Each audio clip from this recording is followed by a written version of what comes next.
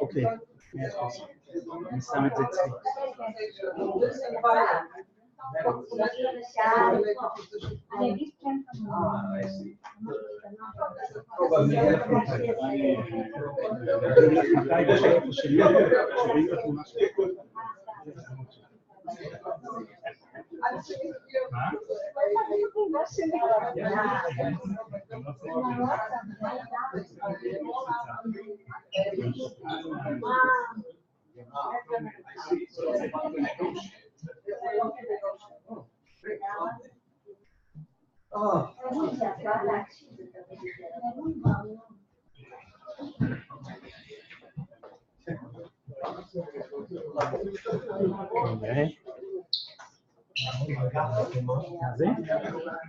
לעמוד רגע איפה?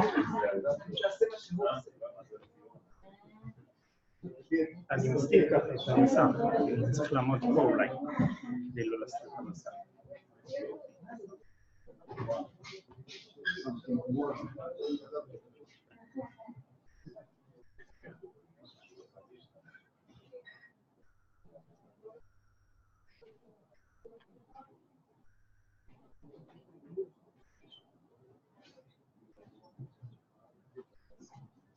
שככה מצלמה תעבור עליך ולא ידיים.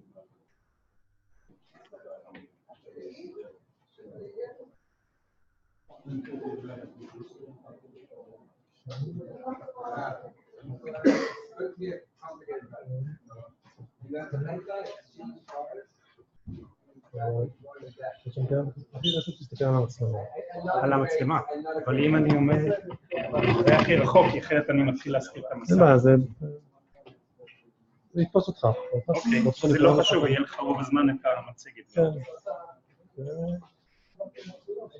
זה לא עובד לי. אני לוחץ וזה לא מעביר לי שקט. אוקיי.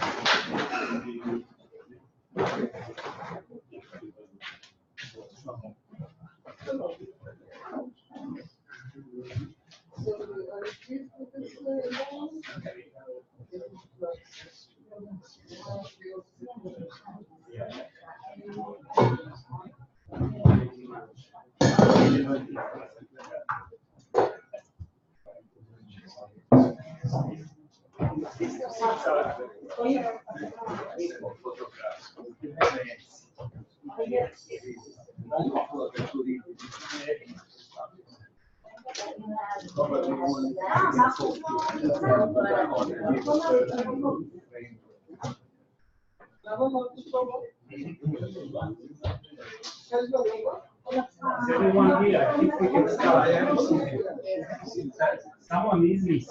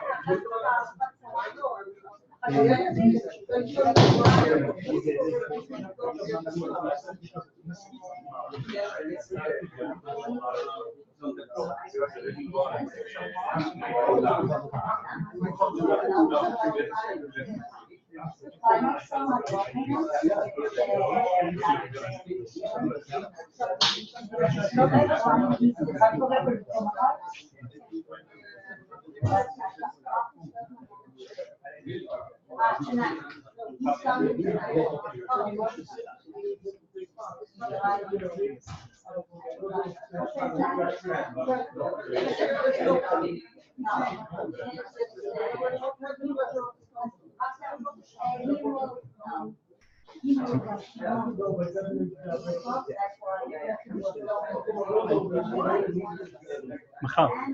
הוא כתב לי שהוא יגיע מחר.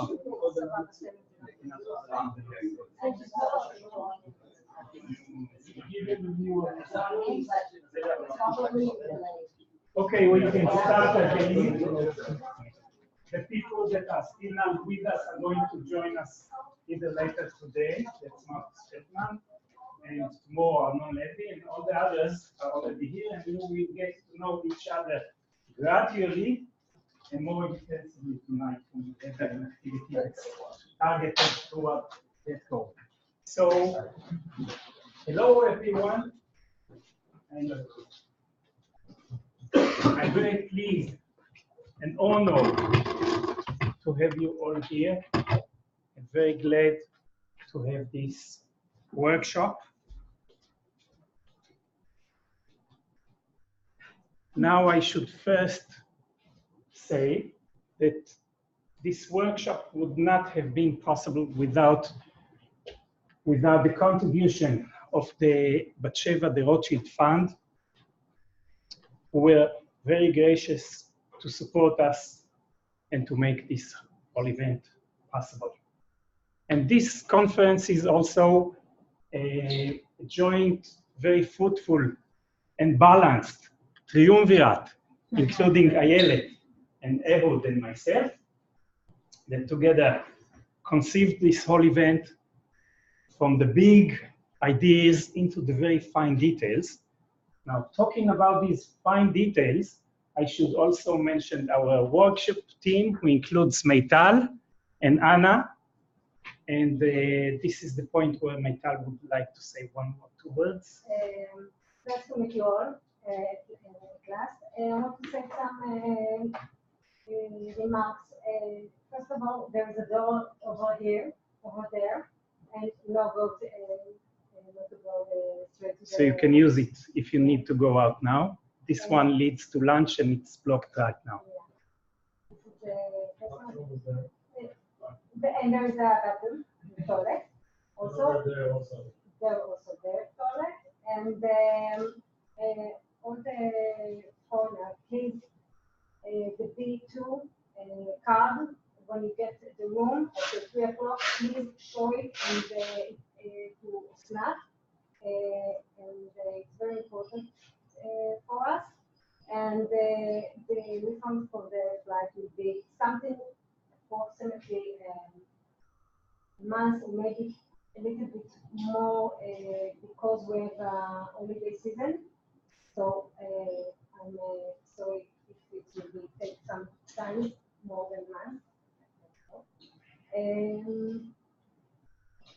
תודה רבה. Thank you very much.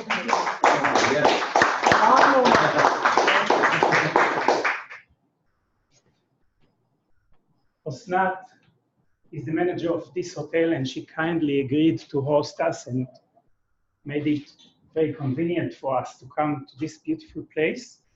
And Tomer is our Minister of Digital Affairs.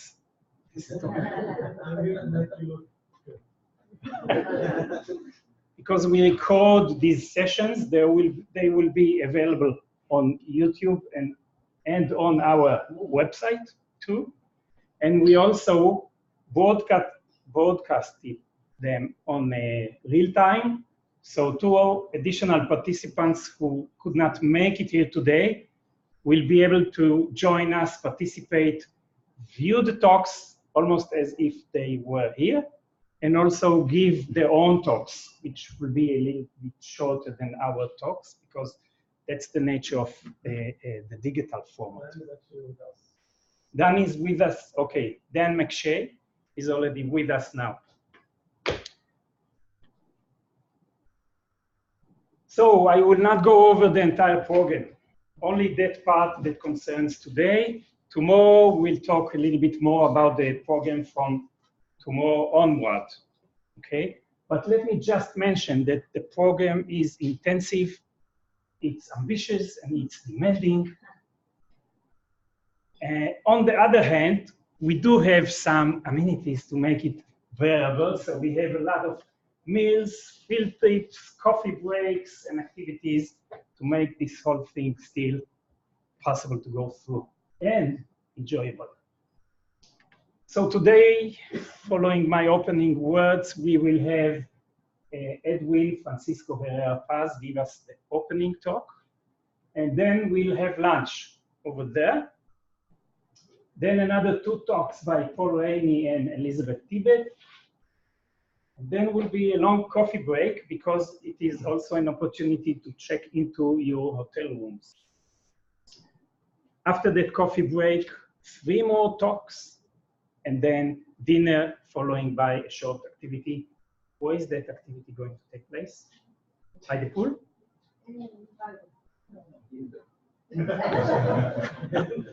We will find out exactly where to gather. Okay, let me talk just very briefly, in few minutes, about the general themes of this meeting. So the duality of humans, actually of each one of us, each person, between individuality and sociality, has a long history. Now, I'm an ecologist, not a historian, so I cannot really cover the history of this duality. But I will say that, and we will discuss this later in this workshop. But I will only say this at this point. We are super cooperators on one hand, and at the same time, we are great competitors. We have been selected for both traits. And so it is inherent in each individual, each subgroup, and the society as a whole. This duality was studied intensively by sociologists, by psychologists, but I believe one thing is still missing.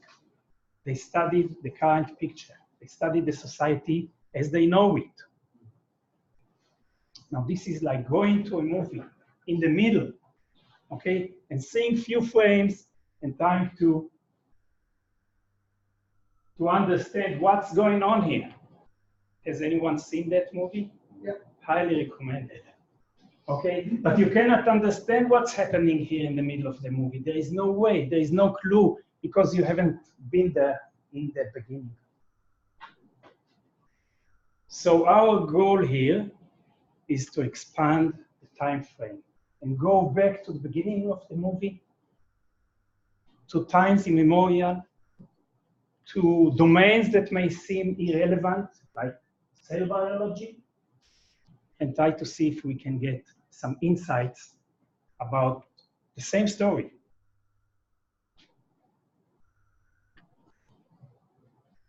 So the game, played by individual versus society, has been played in one way or another in the past.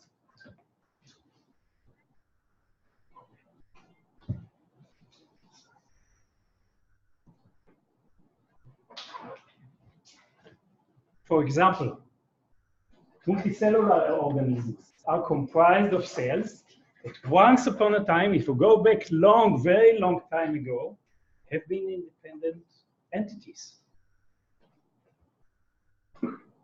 Similarly, the ancestors of bees and ants were once independent creatures capable of completing the whole life cycle by their own. Okay, today, most of them are just somatic units.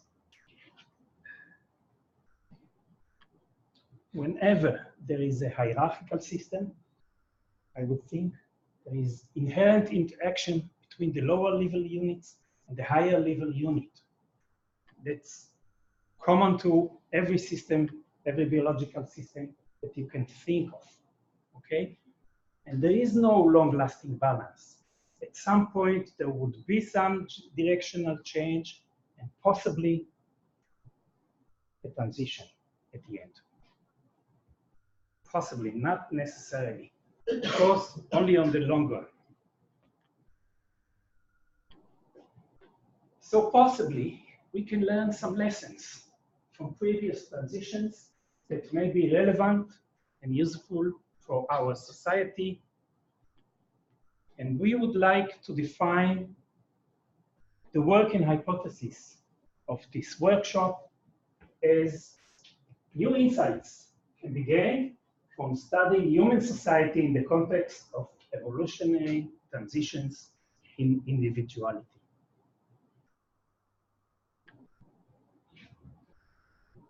Now, this is naturally not a single domain, okay? It's a multi-discipline domain. And the transdisciplinary study, you know, is very easy to talk about, but quite difficult to conduct, especially in our case, where you have so many disciplines that are very relevant to this subject. And in order to work it out, we need to gather all of them in the same room, in a melting pot, okay? Because there is not a business for a single discipline.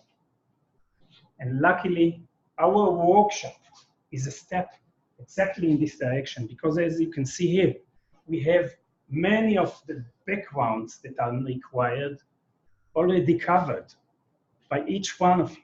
And actually, this is my opportunity to thank each one of you that agreed to come here in person, because each one of us represents a school, a unique point of view, a unique approach, and by getting together here, it might culminate in something meaningful, some ideas that perhaps were not spelled out before.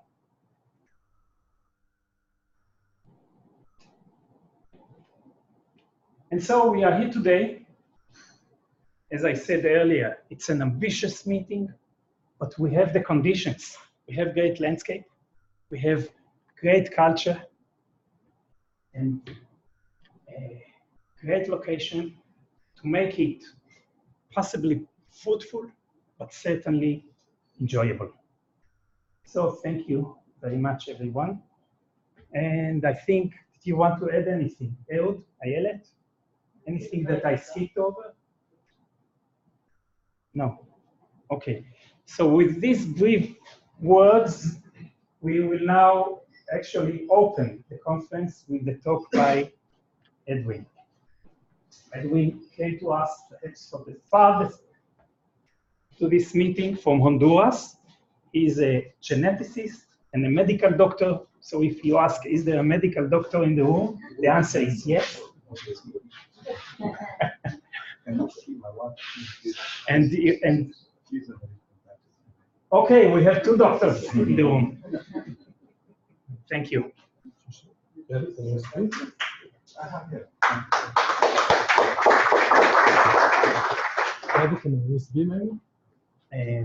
needed this one? Okay. We need to transform it because the camera. Okay, now until they figure it out, let me mention that as opposed to what we have said earlier, we need all the talks USB stick on the computer, on Thomas' computer, because this is the way it's going to be recorded. Okay, so for the future speakers, you are asked to prepare your talk on this computer. Also, each talk is 40 minutes, but we ask you to limit yourself to 35 minutes, leaving time for questions.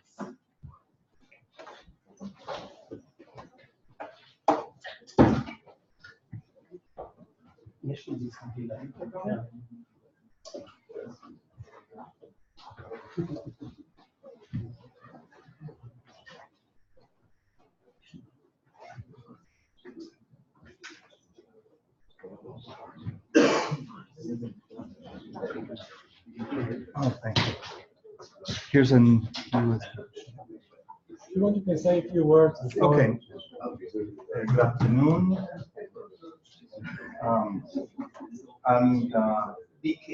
This is the first time I make a speech in English, so be patient. Yohay told me that I only have 40 minutes. That's right, 40 minutes. So I try to speak a little faster, but there's a limitation, so please be patient. I'm from Honduras. a small country with many problems, corruption, but it's also a very beautiful country. So I hope that all of you will be someday over there. We have the most fabulous beaches in the world. So you're welcome. You're welcome. About in 2002, I began to think about these things about evolution to complexity and what are its implications with evolution of human beings. This is not my area of study. I'm a medical geneticist and also a population geneticist. But for some reason, I began to think about these things. I emailed some researchers in the world. I never received any answer. But a couple of years ago, Yohay spoke to me, sent me a mail. We met together, and we learned that we were thinking about the same things. So here I am.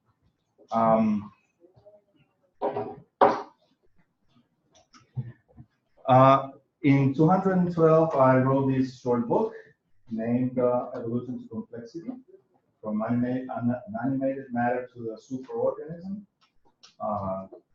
with insights of some of these ideas I have about the evolution of complexity, beginning with the evolution of the universe, and going on with the evolution of complexity in biology.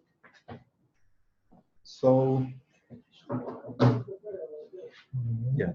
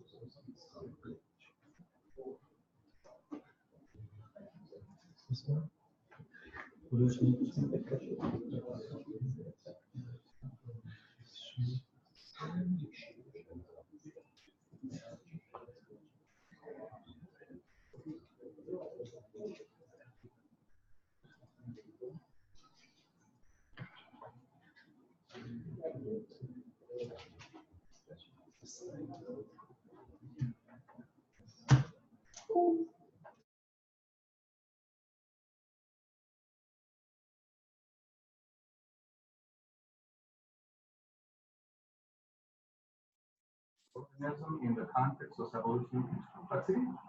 We cannot begin any talk about evolution if we don't talk about this man, Charles Darwin. I'm not going to talk about Darwinian evolution, but it has two contributions to evolution to complexity.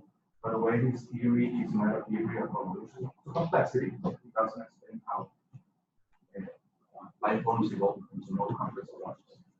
But the two contributions are the idea of common descent, radiation, that brings diversity. Obviously, diversity is necessary factor for complexity, and natural selection, which is also necessary for evolution to complexity. I don't know what's happening with this. It doesn't change the. Yeah, no, okay.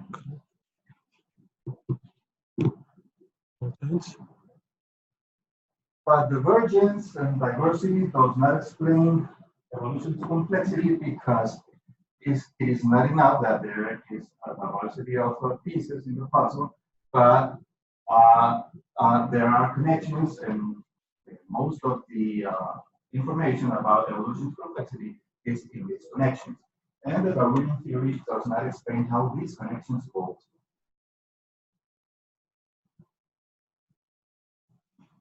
I need 1 minute because the camera is not okay.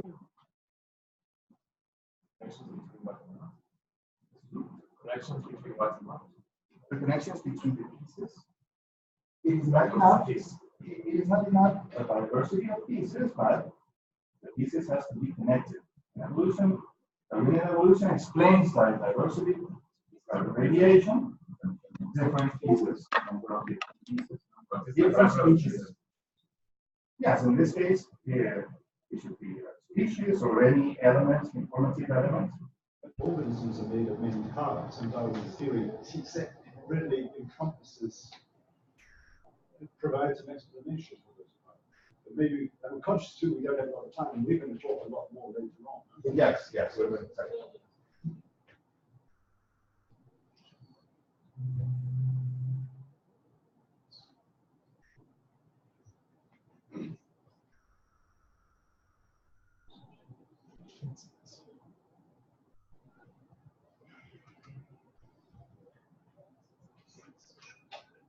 Okay, now? Okay. Natural selection. Natural selection doesn't fully explain evolution to complexity, because we will infer that more complex is not equal to more adaptive, because biomass is accumulated in the simplest forms and not in the highest forms. So natural selection is necessary, is important for evolution complexity, but does not fully explain evolution complexity. So there has to be something else that explains this evolution to more complex forms. So I'm going to talk a little bit about entropy. Entropy is the arrow of time, makes phenomena irreversible, destroys complexity. There are many examples of entropy, the broken glass, for instance, or the desk. You have an organized desk and rapidly becomes unorganized. An explosion is a very good example of entropy. And this makes all the universe, this universal phenomena, irreversible, provides irreversibility. So here comes the question: how does life evolve to more complex forms despite entropy? Because entropy destroys complexity, and entropy is always increasing, and evolution to complexity is always increasing. And how these two things increase both if they are contrary each other? So Schrödinger describes his ideas that living systems, far from thermodynamic equilibrium, can lower entropy with the condition that total entropy rises. So in some parts of the universe, there are conditions in which there can be an evolution to complexity with provided that it will produce more entropy in the whole universe. Works by Ilya Prigogine, that complex forms emerge from thermodynamical equilibrium, came to the idea of auto-organization. But still, a complete theory of evolution to complexity is missing. Well, we have that the universe as a whole, not just life, is evolving toward much more complex forms via the four forces, the four natural forces that we all know,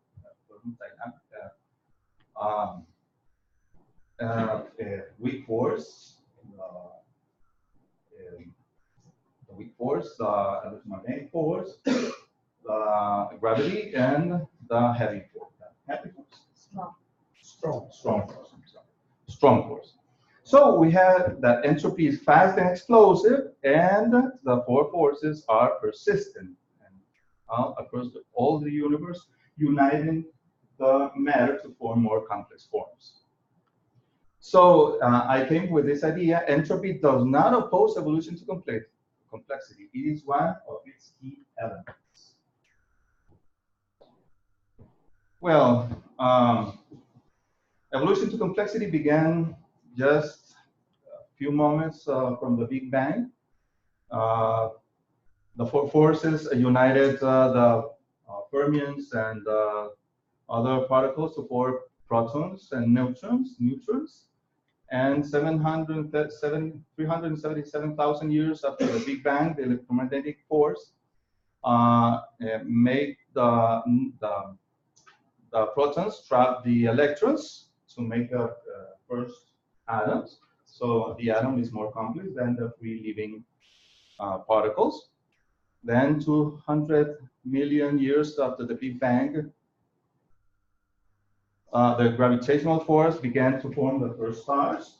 The first stars, the pressure under the stars ignite the stars, and within the stars occur the stellar nucleosynthesis with gradually more and more heavy nucleus.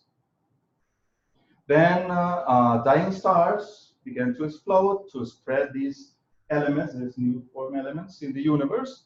And now in planets like Earth, the electromagnetic force can unite atoms to form complex molecules. And what I see is that the universe is made of phases. Each phase allows a new form of complexity that is fundamental for the next phase. So we have a changing state imposed by a change in the universe, maybe change in temperature, maybe change in pressure. And when this change occurs, then a universal phase transition occurs, and a new form of complexity is allowed.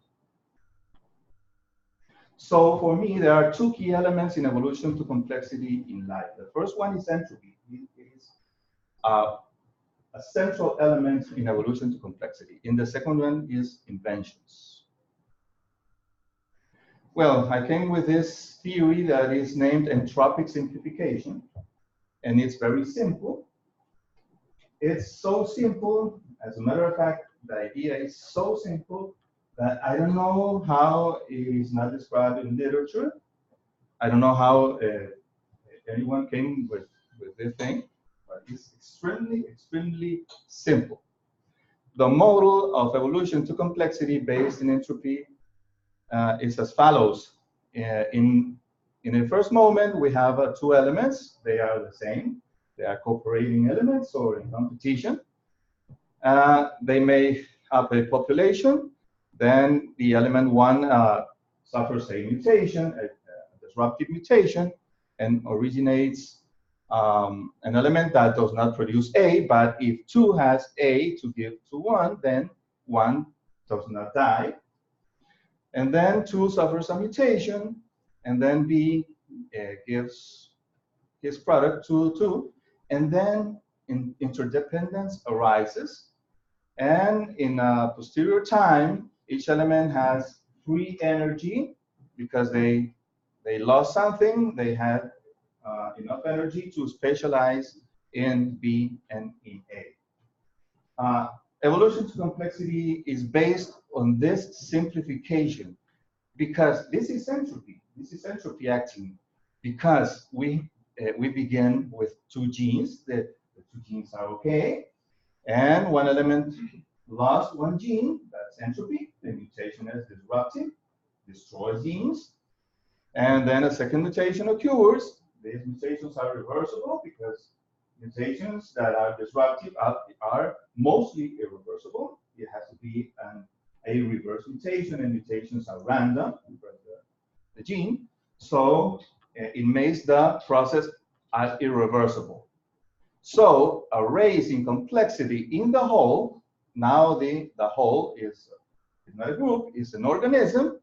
The raise in complexity goes together with a simplification of the elements. And this simplification of the elements has a direction, the direction of entropy. So the process is irreversible. Life doesn't have any other way than to raise in complexity. Well, entropic simplification.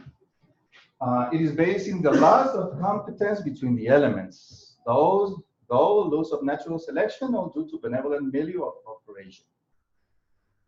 This cooperation is given by gene silencing.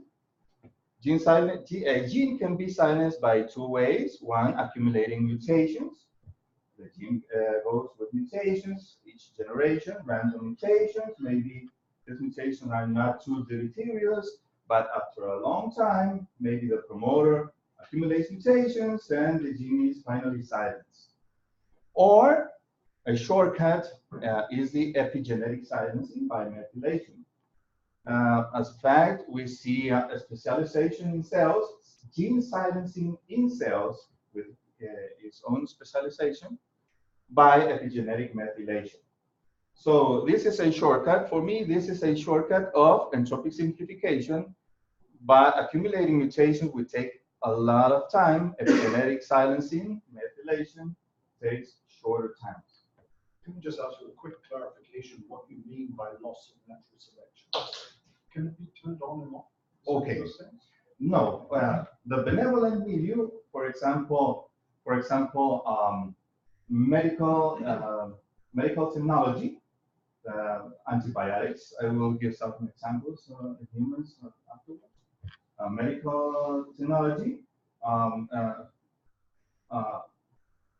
releases pressure over some traits, some diseases. So in the future, we will be more and more dependent to this medical technology. For example, genes that antibiotics, genes that maintain the immune system to fight against bacteria will be simplified just because we don't need it anymore, or we need it, but not too much. So is it for nearly antibiotic resistance, of course, which is a problem. Yeah, Okay. but we are thinking that technology is linear. So after these antibiotics, there will be more antibiotics and more antibiotics and better antibiotics. Finally, we will depend on medical technology. We will not be free living entities. We will be dependent on medical technology. This is just an example. There's another example in communication systems. Okay. For discussion. Okay. Okay, we have two types of natural selection, purifying selection. A gene doesn't allow any mutation because it's too important. There is an environmental pressure of natural selection over it. So it doesn't change. We sequence genes across many species and the gene is conserved. We sequence a gene in many humans and that gene is conserved. It's homologous in most humans. So it is because there is a pressure, an environmental pressure acting upon this gene. But if you release this pressure, then entropic simplification is possible. The gene begins to lose its ability. And finally, it can be silenced with any consequence. Because there is a benevolent milieu, there's cooperation. So you don't need that gene anymore, like in the appendix. Well, this is entropic simplification. It can be also achieved by gene silencing. And the other type of natural selection is inventions.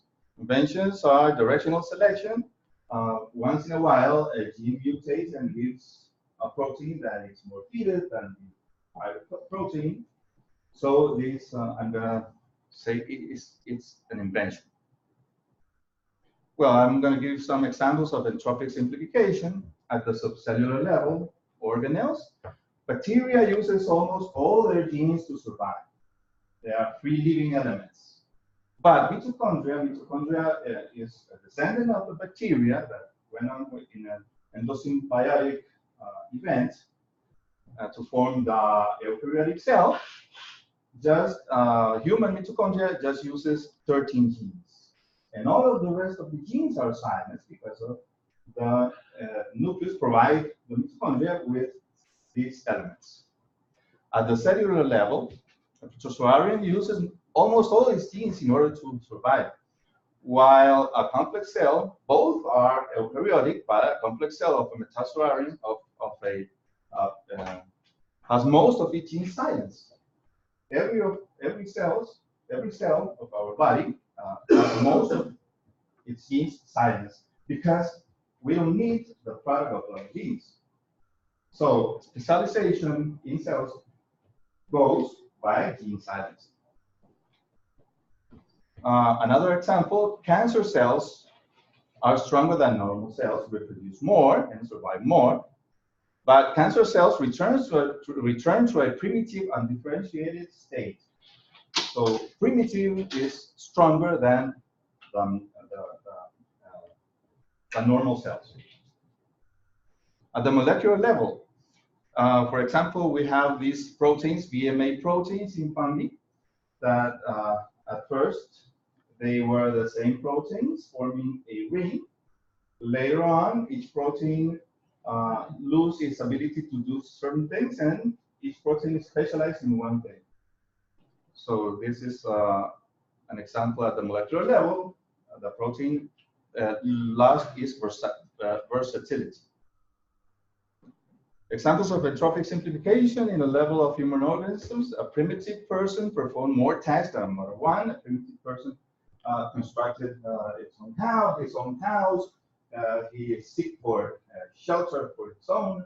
He seek for food for his own. In cooperation, maybe, but everybody did all the things in the community. There were no specialties. In our days, I don't care of building my house because there is people who build my house. I don't care of raising my food because there is people raising my food. And I just care what I do. I'm a medical doctor, so I attend my patients. I in my classes in the university, and that's all. Everything is done by specialists. So I am simplified in relation to my ancestors that could do a lot of things more. One example that I have in my book is vision. In times where we were hunter-gatherers, where we hunt the mammoths, we need a perfect vision. If we didn't have a perfect vision, 2020 maybe, then we were not able to hunt. We would have a disadvantage with the others. But nowadays, we are nearsighted. Many of the people here in the room is nearsighted, and there is no consequence for that. Because from Neolithic to the present, there was a change in the cranium that allowed for nearsighted vision, and genes of perfect vision were not needed anymore. We don't need to hunt. Another example, human digestive system is simpler compared to other hominids. Any hominid has a strong digestive system. As a matter of fact, the simplification of the digestive system was arise because of cooking the food, and a technology imposed a simplification of our digestive system, and the energy released by this simplification served as that to a growing brain. Another example, human birth process that has to be assisted. Other hominids don't have to assist the birth process. Delivery is made by the same animal, but human birth depends on others. Depends on doctors that help the baby go out. So there is a simplification in the birth process because medical technology. Well, I wanted to find some evidence of this simplification, and I'm part of this consortium Menasma in populations of African ancestry of the Americas.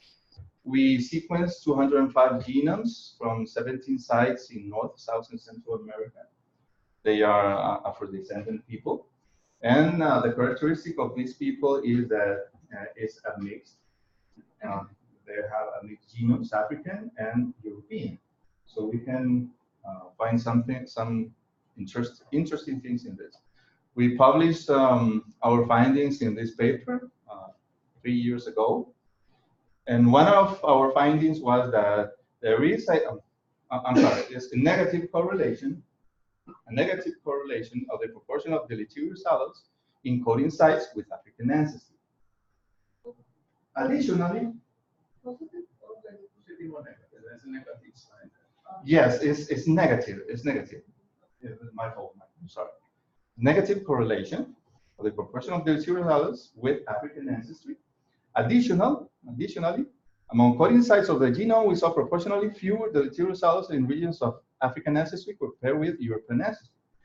Well, mixed people have these chunks of DNA that are exclusive from one population. We have chunks of African population and chunks of European population. And within the chunks of African population, we saw less deleterious regions in comparison with the European ones. So we came to the conclusion that this was the action of natural selection acting upon African genomes strongly than over European genomes. I know that for some people this would be something controversial, but that's what we observed. What's the interpretation you would offer? Why do you think that's good?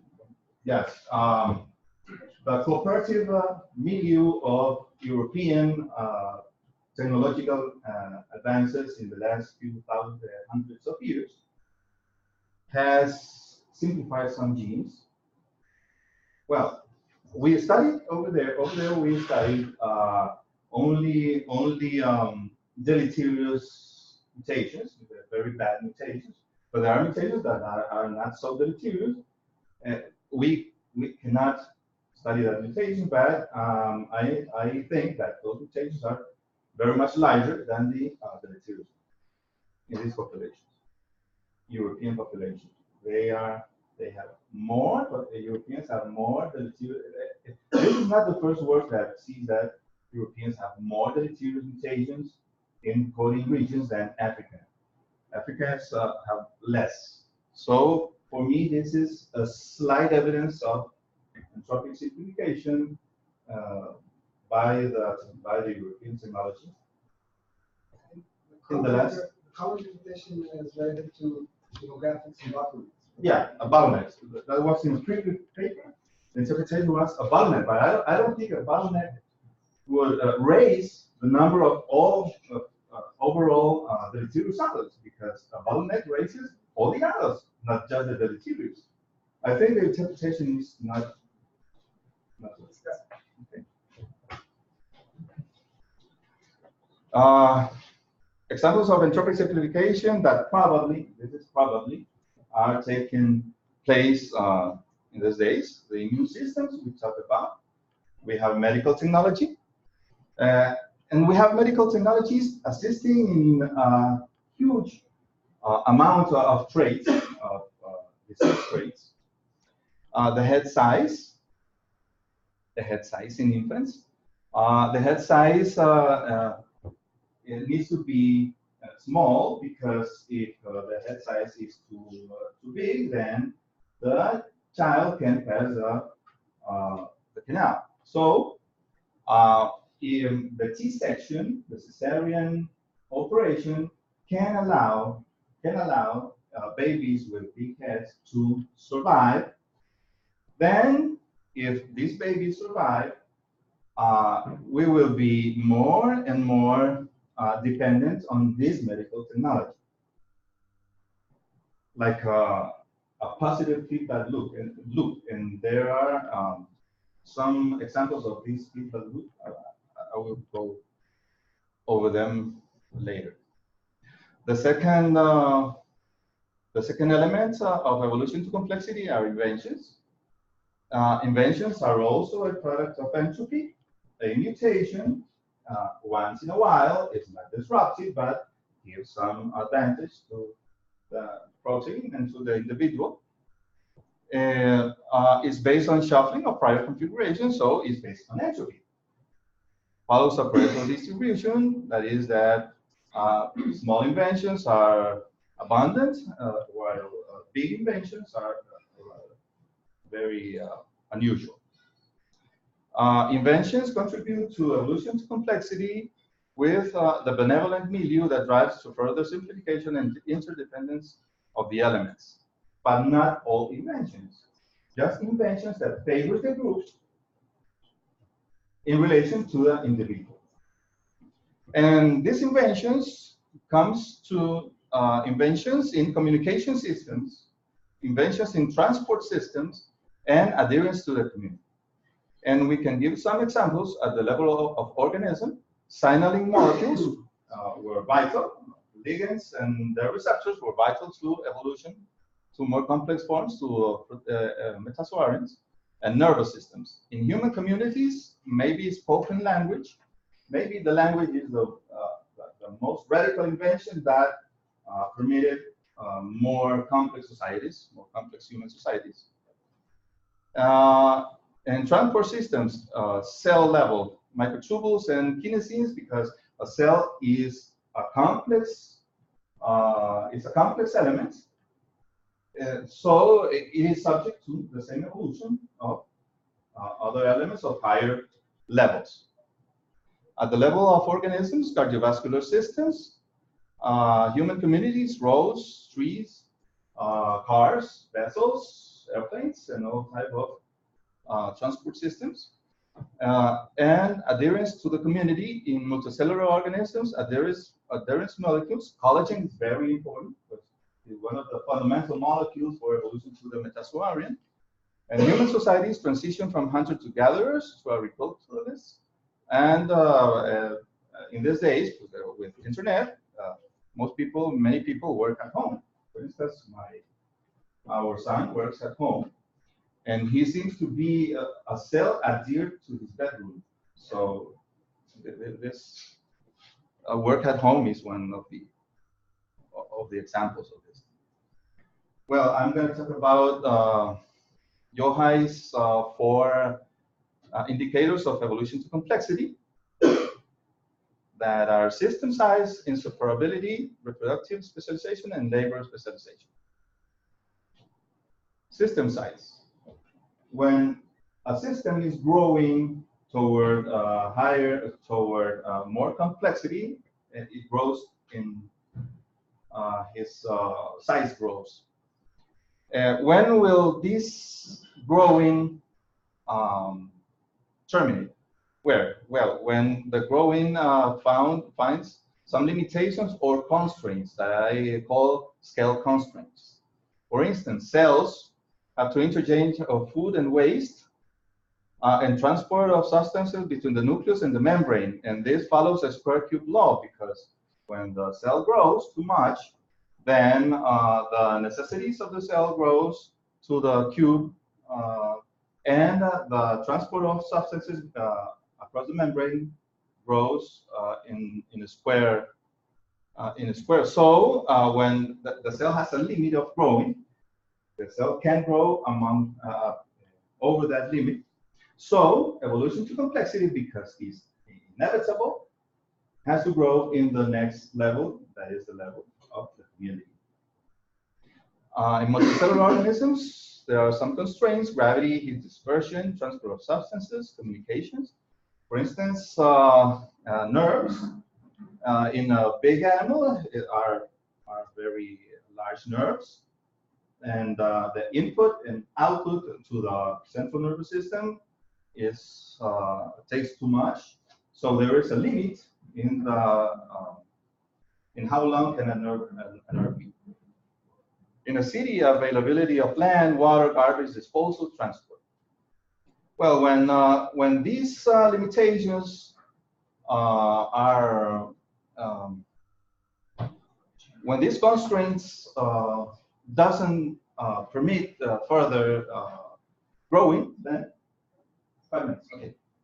Then complexity begins to accumulate in the next level, and we experience a transition. And we see fractality in evolution to complexity. I'm gonna go over this because I have the second criterion is inseparability. I think this is a key criterion of evolution to complexity.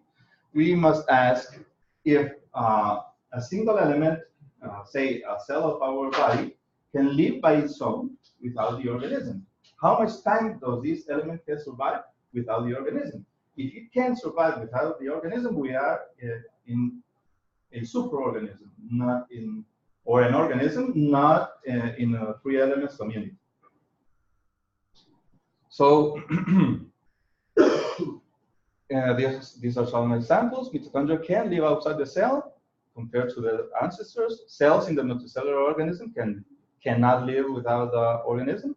Modern humans compared to primitive humans, how much time do you think you're going to survive, for instance, in the jungle by your own, compared with a primitive human about 30,000 years ago? I think not too much. I think we would not survive too much. So we are in this transition toward a superorganism. Well, sexual specialization. We see sexual specialization in organisms and superorganisms, and we can make the question: are humans experiencing sexual specialization? There are some evidence that fertility is dropping in the world, at least in this industrialized world, and this is a sign of the humanity directing toward sexual specialization. I want to talk about this much more, but I think I don't have time. I want to talk about how the graphics of fertility will change from pure man and pure woman into this shape, and what are the forces that act within this shape. Here we have a natural force, the sexual competence, the reproductive competence, but when reproductive competence ceases, where there is no reproductive competence because people don't want to have kids, then many genes, sexual genes, begin to simplify, to become into, and we see non-reproductive individuals raising in number until this form is reached. Then it is important for this form to maintain, because if this continues, the population will disappear, right? If sexual genes continue to be disrupted, then population will disappear. Well, there are cultural considerations that will not make these genes disappear. Maybe reproduction is going to be well paid in the future. We have here what I call a positive feedback loop, because we begin here with a cultural pressure that is released.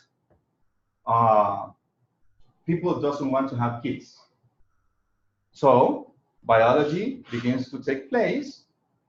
Genes begin to be disrupted because there is no sexual and not reproductive competence, until this is reached.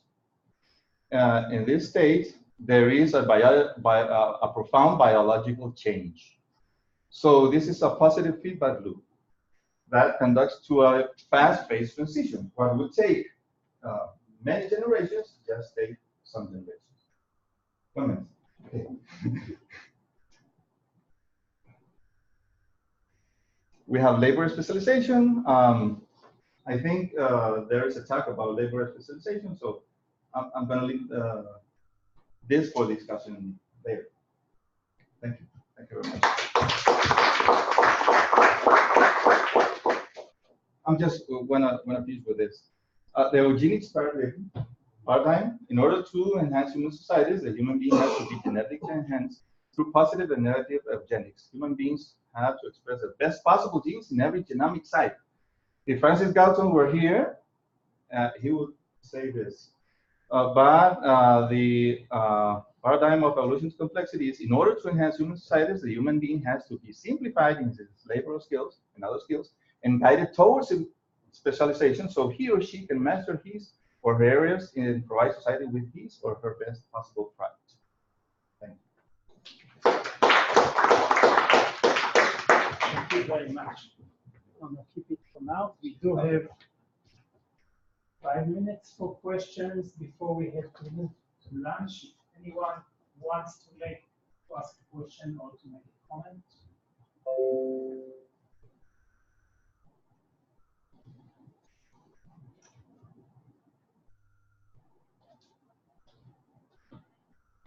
Okay, so I have a single question for you. Try to do it.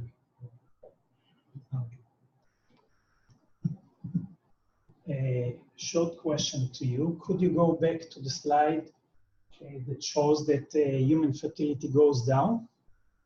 And show us if it is global and what are the indications that human fertility goes down. Okay. You can go back with this one.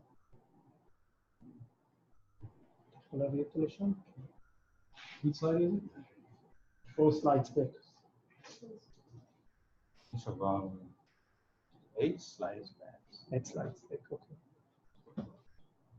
Yes, it is. There is evidence in industrialized world. Okay, we have. I think this is a data slide. Hmm? The data is separate. Is that based on real data? Okay. There is evidence of most of these drop in fertility rates. We know that in industrialized countries, fertility has dropped since past century. And this is a cause and an effect. Because it's a cause because cultural elements, the demographic transition, the child death child drops, then countries become rich, and people wants to work to become rich. So we experience the demographic transition. Production is more relevant than reproduction. There is a high cost of raising a child now in the transition. And we have medical technology, enhancement in contraceptive methods. Well, we have medical aids for infertility, assisted reproduction. So this part of here, this part here, that doesn't have much ability to reproduce. And this part here, most of whom they have ability to reproduce, they are no longer incompetent because these have few children, these have few children, the same number of children. So disrupted genes can be inherited and raised in frequency.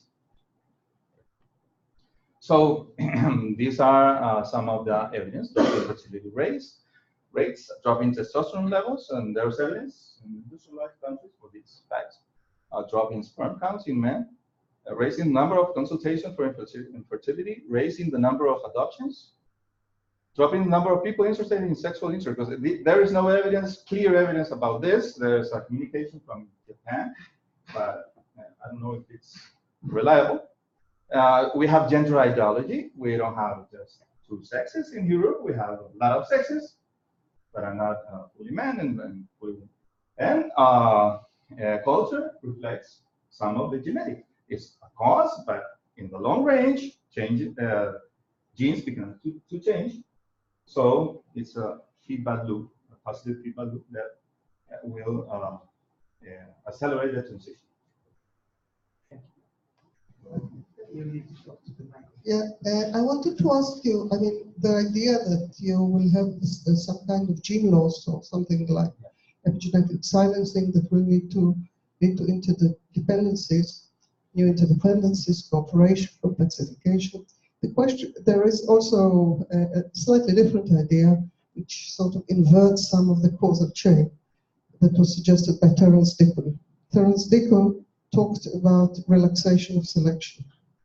And here, and I think that from my point of view, when I'm thinking about it, makes more sense for the reason that in order for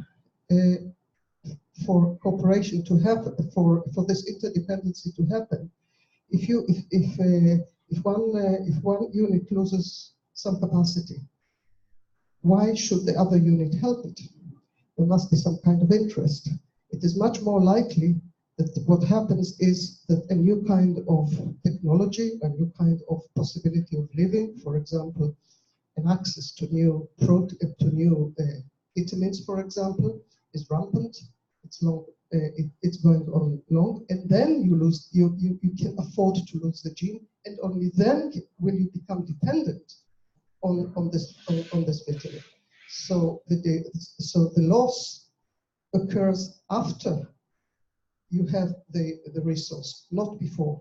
What I think is both things are possible. How is Cooperation, your thing possible? yes, because these technologies are in fact cooperation that is already acting. Technologies are cooperation. Yes. But Yes. they are first. They have to become first before the mutation, before the loss. Yes. Not after the loss. Yes. Yes. That's right. But it is this circle that who went first, the chicken or the egg? So. No. I mean, just think of the case of the human intestine, right? That Yeah. it became shorter, and that was allowed by the fact that we invented cooked food. Yes. And the practice of cooked food led to the relaxation from natural selection, so that the intestine. So it's not that first the intestine became shorter, and then in ultimate despair we invented cooked food. You know, you see, these are Yes. really different causations. Yes. Yes. Blind cavefish. Another. Yeah. And it doesn't always relax. So there are also the It has to be. It has to be. Yes. Yes. That's right. It has to be a previous cooperation. It has to be a previous meeting. It has to be previous inventions before additional simplification takes place. Yes. I fully agree. Yeah, just to follow up on this, there's a big difference, I think, when you have things that are general purpose or have multiple purposes than when you have a single function, in which case, what Eva said has to be the case, right? You need something to provide the thing that is then causes the relaxed selection and so on, as Deacon has proposed. But then if what is being replaced, it is not replaced by something that fulfills only this role, but is able to fulfill multiple roles, then it becomes much harder to lose that. And then you can have this sort of positive feedback effect of this sort of generatively entrenched, as someone like Gunsat would call it, right? In which, because it was earlier, it fulfills multiple functions, multiple other things can have relaxed selection and are lost. And then the thing that replaces all of them, right, is much harder to get rid of. And I think in society, we think of cognitive functions and about how culture fulfills multiple abilities, right? Our ability to participate in culture doesn't just allow us to do one thing, say be better hunters, right? It allows us to do multiple things. Our dependence on that becomes greater and greater because it's a general purpose ability. Yeah, that's right. Only if it's a very short one. Yeah, just one. We can discuss it later, but there is also the idea of constructive neutral evolution. That is actually very interesting because in that case you have got two elements, and one makes an interaction with the second. It's still neutral. It doesn't have to be advantageous. Yeah, right? it doesn't. And then the fact that they are coupled to some extent allows a change in one of the components that is logged in the sense that once you want to revert the original interaction, you cannot do it anymore. That's because right. In that new context is already detrimental, right? So this is the increase in the density of interactions by this constructive neutral evolution is interesting because it does generate complexity, but it's also a raw material for further adaptive evolution, because once you have this measure of interactions, then you can, of course, build adaptations on because of further mutations in the components. That's more tricky, but also interesting. And in the social domain, the analogy would be very interesting. Right? Thank you very much. You're welcome. And we now proceed to lunch and reconvene in an hour, I think. In any case, you don't fast, me fast the program that's in your cards.